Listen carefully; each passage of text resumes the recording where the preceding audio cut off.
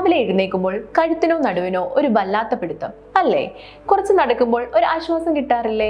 ഈ ബുദ്ധിമുട്ടുകൾ സ്ഥിരമാണെങ്കിൽ നിങ്ങൾക്കും ഉണ്ടാകാം സ്പോണ്ടൈലൈറ്റിസ് എന്ന അവസ്ഥ. സ്പോണ്ടൈലൈറ്റിസ് എന്നത് നിങ്ങളുടെ സ്പൈനിനുണ്ടാകുന്ന ഒരുതരം നീർക്കെട്ട് അല്ലെങ്കിൽ ഇൻഫ്ലമേഷൻ ആണ്. നട്ടെല്ലിലെ ജോയിന്റുകളെയാണ് ഇത് പ്രധാനമായും ബാധിക്കുന്നത്.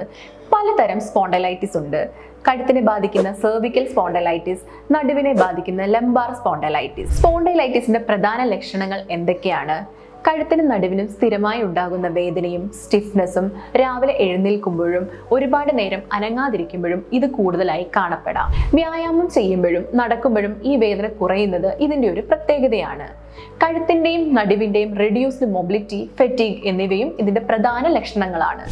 സ്പോണ്ടൈലൈറ്റിസിന് പൂർണ്ണമായ ഒരു ചികിത്സ ഇല്ലെങ്കിലും ശരിയായ മാനേജ്മെന്റിലൂടെ വേദന കുറയ്ക്കാനും ചലനശേഷി നിലനിർത്താനും ജീവിത നിലവാരം മെച്ചപ്പെടുത്താനും സാധിക്കും. ഫിസിയോതെറപ്പി ഇതിൽ ഏറ്റവും പ്രധാനപ്പെട്ടതാണ്. ഈ ലക്ഷണങ്ങൾ നിങ്ങൾക്കും അനുഭവപ്പെടുന്നുണ്ടെങ്കിൽ എത്രയും പെട്ടെന്ന് കൺസൾട്ടേഷൻ എടുക്കൂ.